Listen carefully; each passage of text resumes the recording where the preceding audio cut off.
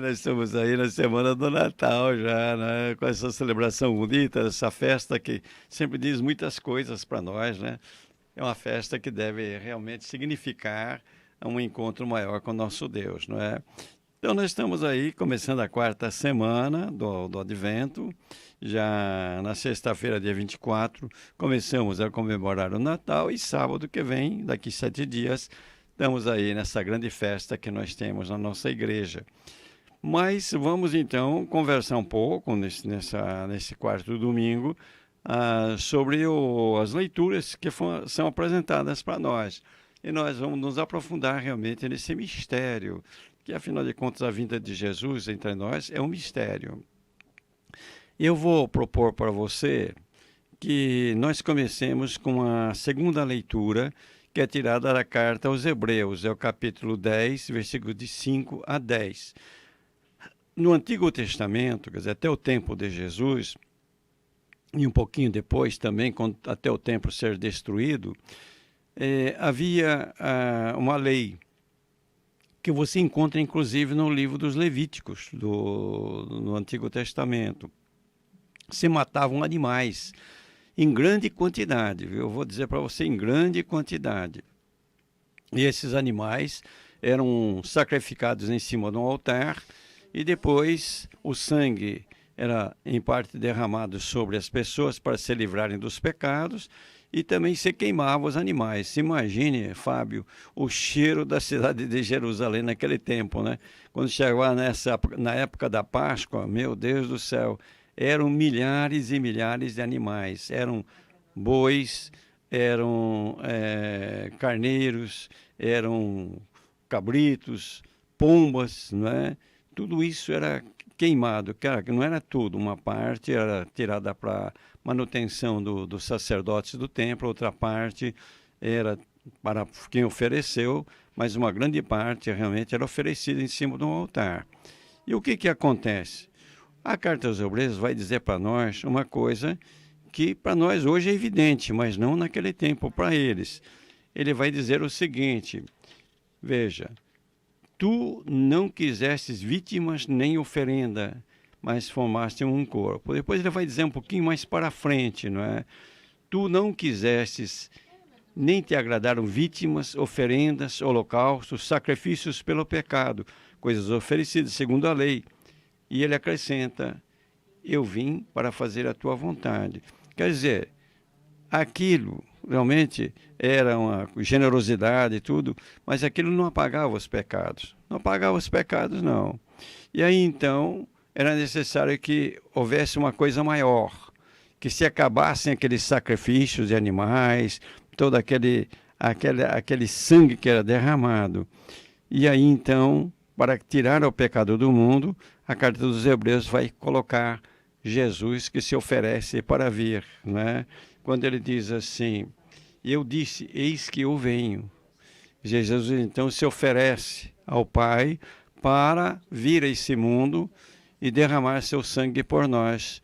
E no sangue redentor de Jesus nós encontramos a nossa salvação. E veja que 2 vezes no texto fala: eu vim, ó Deus, para fazer a tua vontade. Pois mais para frente ele diz: eu vim para fazer a tua vontade. Realmente Deus tem um projeto para nós. Deus não quer que nós sejamos infelizes. Então Deus quer que nós sejamos pessoas livres, livres de toda a maldade, livres de todas as leis também, aquelas leis do Antigo Testamento. E para isso, Jesus aceita a vontade de Deus e vem até nós. É bonito quando termina o trecho, o versículo 10, é graças a esta vontade que somos santificados pela oferenda do corpo de Jesus Cristo, realizada uma só vez por todas. Jesus morreu uma só vez por nós. Agora, por que esse trecho é colocado aqui? Para a gente entender o sentido do Natal. Natal é Jesus que vem fazer a vontade de Deus, se tornando um como nós, assumindo a nossa natureza. Para quê? Para nos libertar, para nos salvar. Então o Natal é um sim que Jesus dá ao Pai. Eis que eu venho. Jesus se coloca nas mãos de Deus e diz: eu venho. eu cumpro a tua vontade. Isso é muito bonito, porque a gente vê o sim que o Filho de Deus dá para a vontade do Pai. E então se realiza realmente a nossa salvação. Agora, como é que se realizou tudo isso? Nós temos a primeira leitura, que é tirada do livro do profeta Miqueias. Miqueias é um profeta do Antigo Testamento, chamado também um profeta menor. Ele viveu numa época difícil, ele morava numa cidade pequena, de nem pequenos agricultores não eram, mas eram pessoas muito exploradas, né, pelos poderosos da época. E ele foi um homem muito valente. Ele não teve medo. Miqueias enfrentou, foi a Jerusalém. Imagine, um homem lá do interior vai para Jerusalém e lá ele começa realmente a enfrentar tudo, né? E vai falando, ajuda na reforma do rei Ezequias. O Ezequias teve um pai que foi, olha, um homem ímpio. E Ezequias, ele começa a reforma. E o profeta Miqueias está lá. Também estava Isaías e estava Amós. São os 3 profetas dessa época. O Miqueias e o Amós são muito parecidos. Muito parecidos. Até alguns diziam assim, o Amós, o segundo Amós, né? Mas é bonito. E tem são 7 capítulos só o livro de Miqueias. Mas ele tem aquilo que acontece com os profetas, sabe? Aquelas ameaças, olha, vai acontecer isso, se vocês não mudarem de vida, etc. De repente, abre-se uma janela de luz. A futuro. O que vai acontecer, né? Deus vai esquecer, Deus vai perdoar. Então, vamos ter tempos melhores. E aqui, então, ele faz aquela profecia. Onde que o Salvador iria nascer? E tu, Belém de Éfrata, Belém da Judéia, pequenina entre os 1000 povoados de Judá, de ti há de sair aquele que dominará Israel.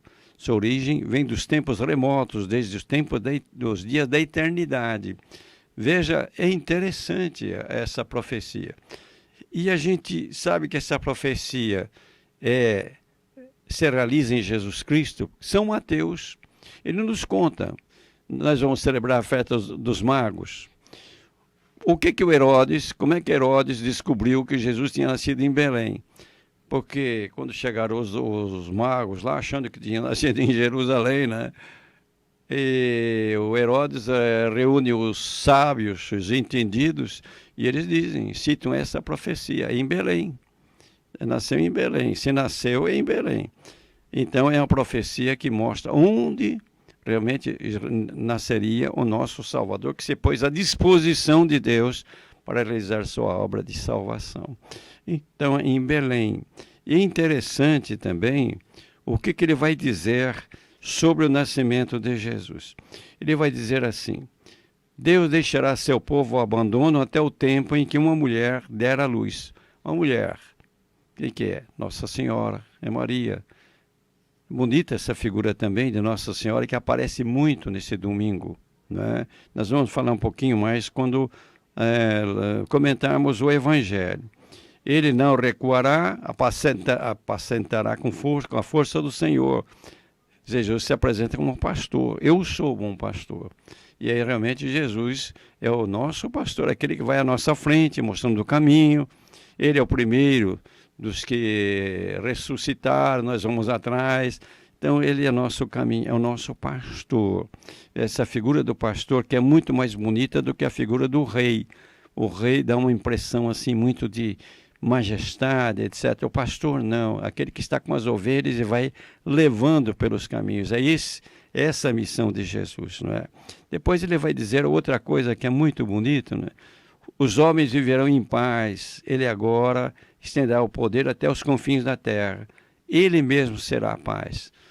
Essa é a mensagem bonita. Jesus é a nossa paz. Ele traz a paz. Agora, naturalmente, para ter a paz de Jesus, você deve seguir Jesus, ser discípulo de Jesus, discípula de Jesus. Você tem de aceitar Jesus na sua vida. E Jesus não é uma ideia, né? Não é assim uma invenção. Jesus é vivo, porque ele é ressuscitado. Então, quando ele entra na sua vida, com toda a força, se coloca à disposição dele, você então encontra a paz de coração, a paz de alma, que é a coisa mais importante, mesmo nos momentos de tumulto, de contrariedades, você conserva a paz, aquela tranquilidade no meio da tempestade. Agora, então, essas duas leituras nos falam de Jesus. Ele dá um sim, né? Eis que eu venho. Ele dá um sim ao projeto do Pai. Nasce em Belém, de Nossa Senhora, nasce da Virgem Maria, Nossa Senhora, com a missão de nos libertar e de ser a nossa paz. Bom, agora, como é que nós devemos receber esse Salvador na nossa vida? Então, o trecho do Evangelho. O Evangelho é um trecho que é muito lido, vai e volta de vez em quando, mas tem algumas coisas assim, algumas minúcias, vamos dizer, detalhes, não é? Que são interessantes. Então diz aqui, Maria partiu para a região montanhosa, dirigindo-se apressadamente a uma cidade da Judéia. Esse evangelho de Lucas, estava esquecendo de dizer, não é? É do capítulo 1, versículo 39 a 45. Dirigindo-se apressadamente a uma cidade da Judéia. Olha, primeiramente, Deus apareceu para ela, através do anjo Gabriel, falou para ela da missão dela. Ela se coloca nas mãos de Deus, dando um pontapé em todo o projeto de vida que ela tinha, não é? Eis aqui a serva do Senhor, faça-se em mim segundo a palavra. Nós vimos, Jesus diz um sim ao projeto de Deus. Maria diz um sim ao projeto de Deus. Portanto, na história da nossa salvação, nós temos dois sims. Nós dois sim, né? O sim de Jesus, que vem, o sim de Maria, que aceita a missão. Isso é muito bonito, né? Na nossa vida, nós deveríamos olhar muito para Jesus, olhar muito para Nossa Senhora, para dizer sim. Quando Deus quer alguma coisa de nós, sim, porque é o melhor. Vai acontecer alguma coisa, não só na nossa vida, mas na vida dos outros também. O sim de Jesus mudou a situação dos homens e mulheres.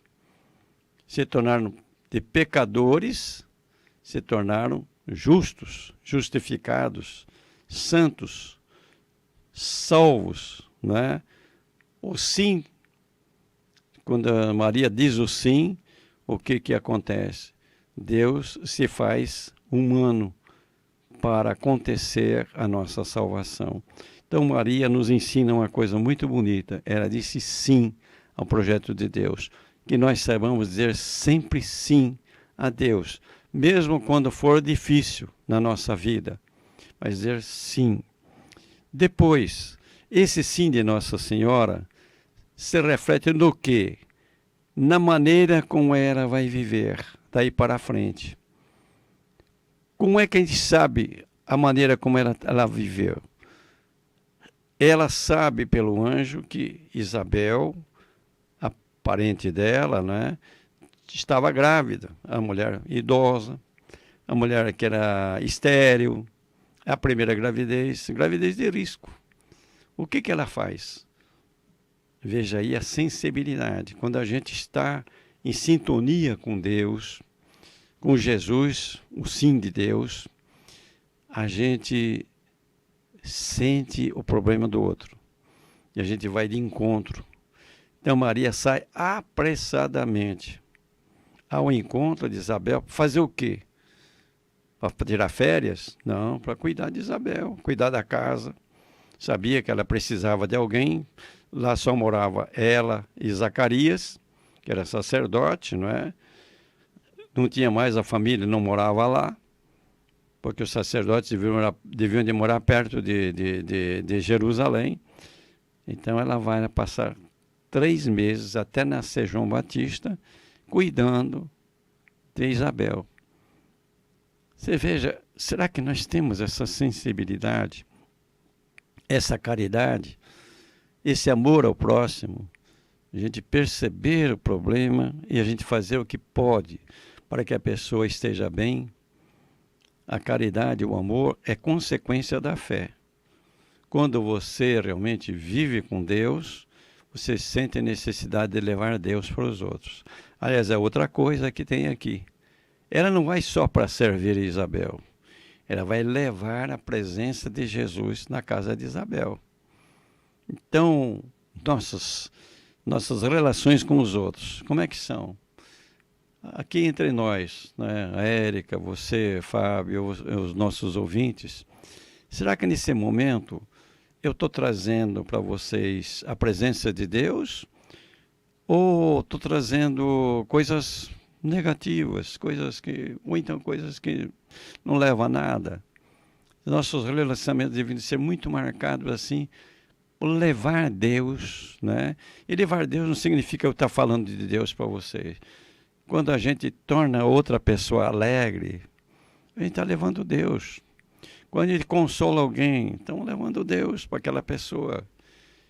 E quando a gente está junto também, às vezes, não é nem para consolar, mas para estar juntos, a gente, quando vai assim com esse espírito bom, a gente está levando Deus. E Maria leva Jesus para Isabel. Mais ainda, não é só para Isabel, mas para o filho de Isabel que estava sendo gerado no seio dela. Fazia 6 meses de gestação, portanto a criança não era muito pequena não, né? Principalmente se João foi grande, eu não sei se foi grande ou foi pequeno, né? Mas aí então vem o efeito da visita de Nossa Senhora, de Maria, a Isabel. Qual é o efeito? Isabel, primeiramente, sente a criança feliz no seio dela. A criança se mexe e ela sente que é um movimento de alegria. João sente a presença de Jesus no seio de Maria e já anuncia. Ele veio preparar a vinda de Jesus. Eis o Cordeiro de Deus, ele vai dizer mais tarde. Aí também, no seio de Isabel, já está dizendo para Isabel, eis o Cordeiro de Deus que tira o pecado do mundo. Bonito isto, né? E outro efeito, Isabel fica cheia do Espírito Santo. E Maria leva com Jesus, o Espírito Santo para Isabel.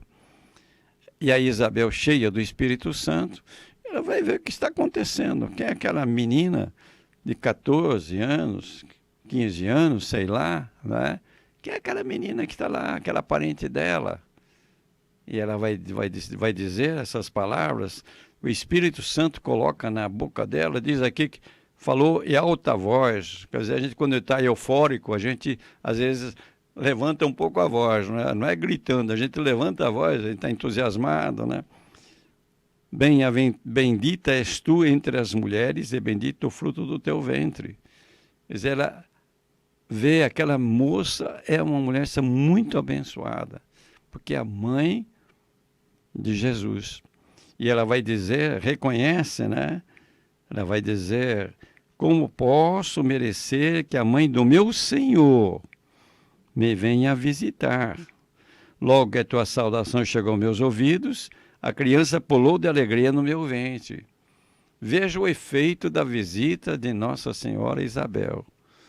Como fez bem a Isabel, como fez bem a João, a criança que estava sendo gerada. E ela vai acrescentar alguma coisa a mais.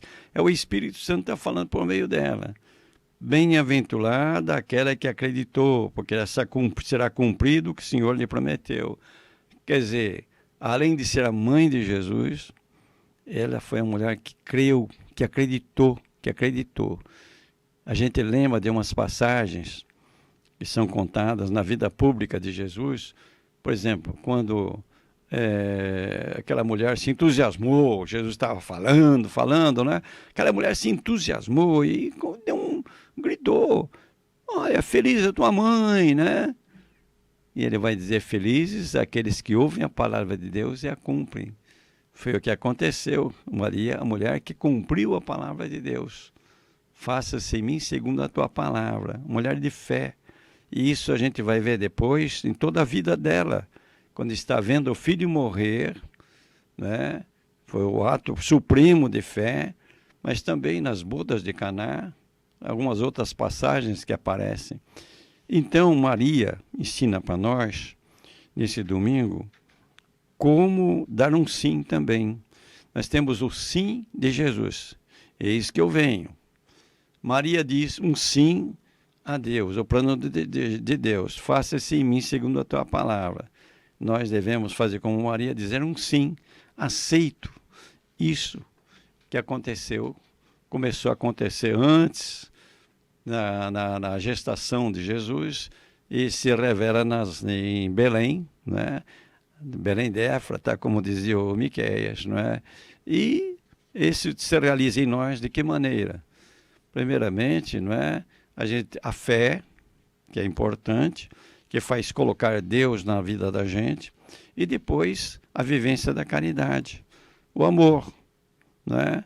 E isso abre também caminhos para a esperança, as 3 grandes virtudes da vida cristã: a fé, a esperança e a caridade. Então, como viver esse Natal? Vamos rever um pouquinho como é que nós estamos nos relacionando com os outros.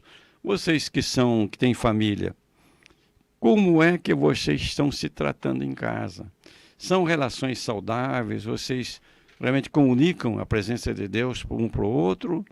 Ou são relações ruins, né? Que trazem mal-estar, trazem divisão? É preciso rever um pouco isto na vida de vocês, porque é como Nossa Senhora que foi e levou alegria para Isabel. Nós temos de fazer a mesma coisa, é a vivência da caridade. Depois, nos nossos relacionamentos, os amigos, a gente acrescenta alguma coisa aos outros quando a gente vai ao encontro deles, ou a gente às vezes não deixa as pessoas às vezes amarguradas ou entrando em caminhos errados, não é? Como é que são nossas relações de trabalho, nossas relações das diversões, nossas alegrias, assim, não é? A gente precisa rever um pouco tudo isso, porque o cristianismo não é um conjunto de doutrinas, é vida, é vida. Jesus veio para trazer a vida, e a vida total, plena, né? Então lembra do sim de Jesus, o sim de Maria e o sim que nós devemos dar também. O Salmo 80, 79 na Bíblia grega, né?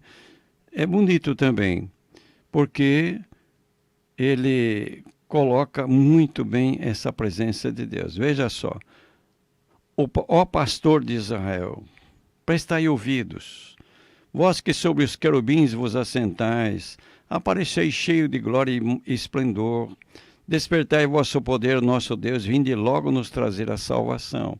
Quer dizer, ainda naquela mentalidade que Deus se manifestasse numa teofania, no meio de coisas grandes, etc. Um pouquinho a mentalidade que havia, e há muita gente que gostaria que fosse assim. Mas nosso Deus nasceu em uma estrebaria. Voltai-vos para nós, Deus do universo. Olhai dos altos céus e observai. Visitai a vossa vinha e protegei-a. Foi a vossa mão direita que a plantou, protegei-a ao rebento que firmaste. Aqui fala do povo de Israel, que estava passando por problemas. Posai a mão sobre o vosso protegido. Protegido aí era o rei de Israel. O filho do homem que escolhestes para vós, e nunca mais vos deixaremos ser Senhor Deus, dai-nos a vida e louvaremos o vosso nome. Aqui se aplica a Jesus. Esse desejo de que Deus se manifeste aconteceu, mas não dessa maneira que eles queriam, que seria espetacular. Você imagine, você de repente começa, ó, raio para cá, raio para lá, aquela coisa arada, naquele barulho, e Deus vem assim, aparecendo, né? Puxa vida, como seria fantástico isso. Mas Deus não é assim, não. Eu me lembro de um filme que uma vez faz muitos anos, né? Muitos anos, quando era estudante, há mais de 60 anos.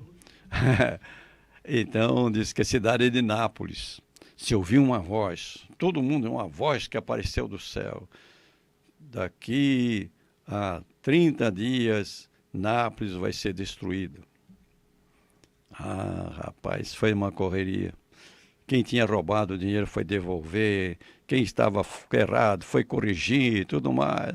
30 dias depois, uma voz de novo. Foi cancelado definitivamente a destruição.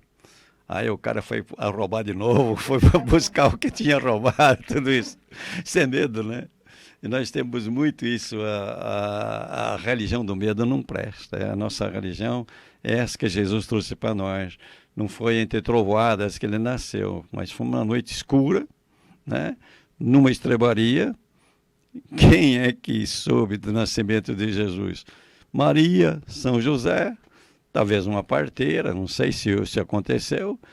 Os pastores, que não eram, deviam ser quantos?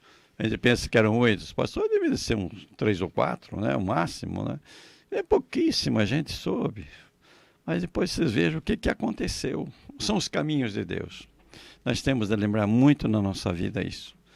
O importante é olhar para Jesus, o sim de Jesus, o sim de Nossa Senhora e o sim que nós devemos dar. Tá certo? Tá muito certo, Dom Luizinho. Puxa vida, mas que gostoso que é, Dom Luizinho, viver esse período, né? Esse é Que bonito. gostoso, né? A gente pensar em tudo isso, a gente tomar consciência de tudo isso, porque o período do Natal tem o seu encanto, principalmente a gente se recorda da época de infância, né? Presentes, família reunida, né? Aquilo sempre gostoso. Mas olha, a hora que a gente começa a olhar para o cumprimento das profecias, para de fato Deus se fez carne, habitou no meio de nós. E isso aconteceu no Natal. É uma data para se comemorar mesmo, né, Dom Luizinho? Exato, é assim. É muito, muito gostoso de saber isso. Puxa vida. E o senhor falando dessa forma, né, que a mentalidade daquele povo daquela época, e o senhor me permite aqui, esses dias eu escutei uma mesa redonda, uma live bastante interessante de um rabino, um padre. O padre era o nosso querido padre Joãozinho, que inclusive Sim. participou conosco aqui no terceiro domingo. Padre Joãozinho e um pastor. E os três conversando a respeito de Deus, né? E bonito que eles falavam do ponto de convergência, eles não se preocuparam em falar das diferenças, né? Mas é interessante como até hoje a cabeça do judeu, da religião judaica, ainda é aquela mesma naquela época que a gente lê no Novo Testamento, do pessoal contestando Jesus, que não era, porque não veio no parâmetro, não veio nos moldes como eles esperavam. Um chefe de Estado, político, poderoso, que faria todas aquelas coisas, que nasceria num palácio, que seria uma pessoa importante, rica. E olha, até hoje, né, esse pessoal ainda que segue essa religião tem esse pensamento, não veio nos moldes. E Jesus, já desde a sua concepção, né, Dom Luizinho, veio para quebrar Tudo. tudo, quebrar tudo. Nasceu de uma jovem, muito jovem naquela época, virgem, num lugar pequenininho, fez ela ir lá para Belém, né, para cumprir as profecias, num lugar, nasceu numa estrebaria, viveu uma vida simples durante a maior parte da vida dele. E quando ele começou a pregar, ele pregava para os pobres, ele ia onde tinha os necessitados, entrava nas casas dos pecadores. Jesus veio para quebrar tudo quanto é tipo de pensamento, de... Exato. E é interessante que até o João Batista estranhou. Pois é, Porque o João Batista era judeu, justamente. né? Ele então tinha aquela mentalidade. É uma mentalidade que entra um pouquinho também nas outras religiões, né? Que a gente gosta muito de milagres, aparições, né? Entendeu? É uma coisa que eu não sou contra aparições nem milagres, mas a fé pura mesmo não precisa ter milagres, não precisa ter aparições. A fé pura, eu acredito porque acredito, sem ver. Essa é a fé verdadeira, né? Porque quando você vê, sua fé já não é pura. Você precisa de provas para crer. Agora, quando você crê porque você crê, é aquilo que Jesus disse para Tomé. Você acreditou porque você viu. Felizes aqueles que vão crer e não viram, né? Exato. Então a gente precisa pedir muito a Deus uma fé que seja cada vez mais pura. A gente aceitar Deus porque é Deus. Assim como a caridade é a mesma coisa. Eu tenho de amar porque eu, como disse acho que São Bernardo, eu amo porque eu amo. Eu amo porque eu amo. Não tem razão nenhuma para eu amar uma pessoa. Mas eu amo porque eu amo. A esperança é a mesma coisa. Então, vamos dizer assim, um grande distintivo, vamos dizer, das virtudes teologais, fé, esperança e caridade, é justamente a gente ir purificando para chegar a esse nível de dizer eu creio porque eu creio, eu amo porque eu amo e eu espero porque eu espero. Né? Tá certo? Tá, Dom Luizinho, o senhor falando a respeito do amor, eu recebi aqui do padre Edson Iqueda, né, que está no Maranhão, no dia de São João da Cruz, uma frase dele, que o senhor falou a respeito de São Bernardo, e eu me lembrei dessa frase aqui. O São João da Cruz dizia: onde não existe amor, coloca amor, e amor encontrarás. Tá vendo? Olha que interessante, quer dizer, amor por amor, sem razão, sem nada, não queira, né? Não há razão para ter. Que interessante isso. Dom Luizinho, maravilhoso a gente ficar pensando a respeito disso, não é verdade? Dá pra gente conversar o dia inteiro a respeito disso. E até eu queria agradecer a Marlene, ela que me falou que a Marlene de São João de Cauá, né, mandou um abraço. Um abraço para você também, Marlene. Viu? Um abraço bem grande. Ô, Dom Luizinho, então manda um abraço também pro meu querido amigo diácono Anselmo. Ah, o Anselmo. Anselmo mandou uma foto era aqui. jovem do tempo que eu fui pároco em Sabáldia, né? Há 40 anos, meu Deus. Ô, Anselmo, que você tá velho, rapaz.